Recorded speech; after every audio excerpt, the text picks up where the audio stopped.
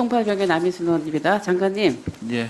지난번 대정부 질문에서 한덕수 총리가 그 응급실 뺑뺑이 사망의 가짜 뉴스라고 이렇게 목소리를 높였는데요. 새빨간 거짓말이죠? 아마 그게 응급실을 운영에 어려움은 있지만 정부 이 지자체 말 그다음에 자체가 틀린 말이잖아요. 가짜 뉴스라고 얘기를 하는 것 자체가 잘못된 얘기죠. 왜냐하면 그 뒤에 제가 받은 자료에 의하면 응급실 미수용으로 인해서 사망된 결과 살해 11건에 대한 자료를 저한테 제출하셨어요. 그리고 추석 당일날에도 부산에서 응급실 뺑뺑이로 인한 사망 사례가 있었습니다. 그러면 이거를 그때 당시에 총리가 이런 걸 이렇게 전면 부정하고 가짜뉴스라고 그렇게 소리를 높이고 모든 것이 전공의 탓이라고 얘기를 하고 그러면 여야 의정 대화 되겠습니까? 여야 의정 대화가 안 된 주된 이유가 한덕수 총리라고 보는데 어떻게 보십니까? 그날 그런 식의 태도를 했기 때문에요. 그 깨진 거예요. 안 된 거예요. 지금 안 되고 있는 거라고요.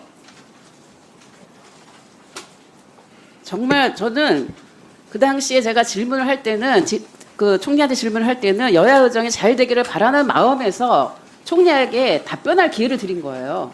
그런데 그렇게 가짜 뉴스라고 정말 너무 기가 막히게 답변을 해서 이거 틀렸구나. 그런 생각이 들었습니다. 어떻게 보셨어요?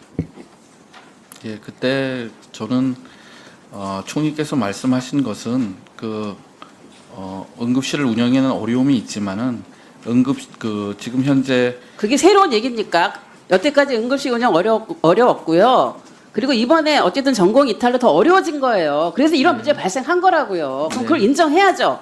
뭐 가짜뉴스라고 그냥 큰 소리를 치고 그럽니까? 앞으로 여야 의정 불씨 살릴 기회 가능성이 있습니까? 없습니까?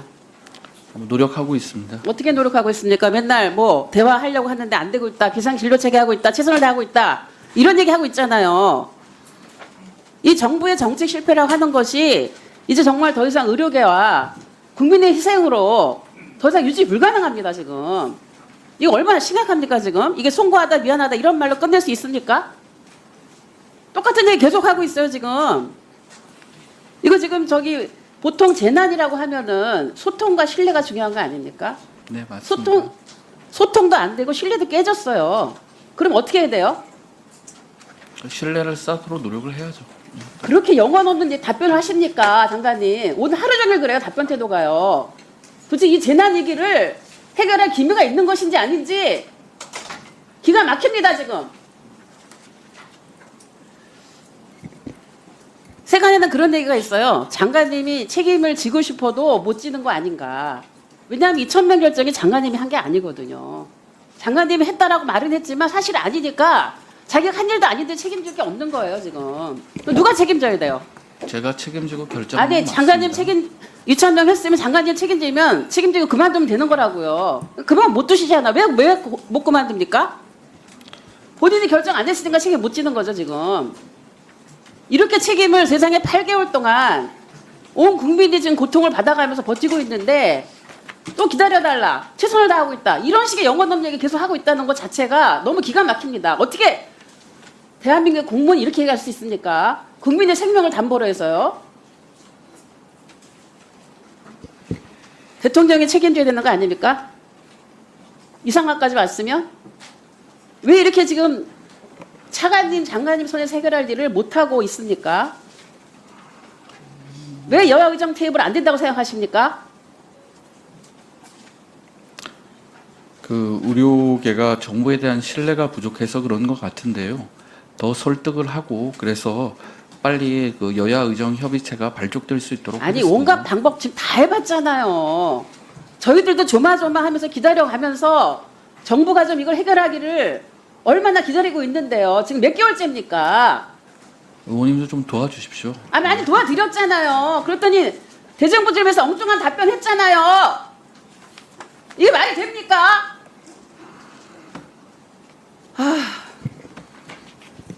제가요 정말 의료 개혁을 위해서 의대 정원 확대해야 된다 다 동의합니다. 저도 얘기했던 부분이에요. 그래서 정말 잘 되기를 바랬습니다. 그런데 지금 정부가 얘기하는 의료개혁 방향을 보더라도 참 답답해요.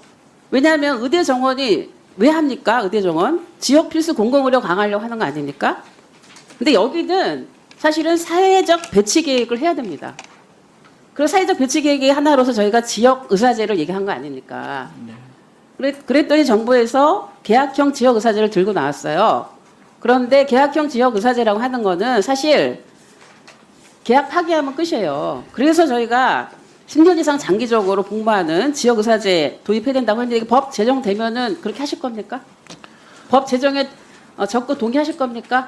지역 의사제 도입하고 공공의대 설립이 다 지역 의료 확충을 위한 고민의 결과라고 전 그때도 말씀을 드렸는데 그 당시 2020년에 저것을 제도화할 때 또 강한 반발이 있었고 아니, 그러니까 또 지금 위헌 소지도 있었지 않습니까? 예. 근데 그 위헌 소지나 이런 부분들은 다 그때 검토가 된 것으로 알고 있고요. 국회에서 이걸 만들어 드리면 그때 정부가 반대할 리는 없잖아요. 이 제도가 있으면 하시겠다고 얘기를 하신 걸로 알고 있는데요. 예, 이거 그럼 논의 지역 과정에 의사제하고 적극 참여해서 네. 부작용을 최소화하면은 이거에 대해서 검토 안 할 이유가 없습니다. 예, 그럼 지역 의사제하고 공공의료 확보를 위한 지금 공공의료법도 지금 내놔져 있는데 이것도 법이 만들어지게 되면 이 내용을 통해서 의료 인력을 확대해야 되는 것입니다.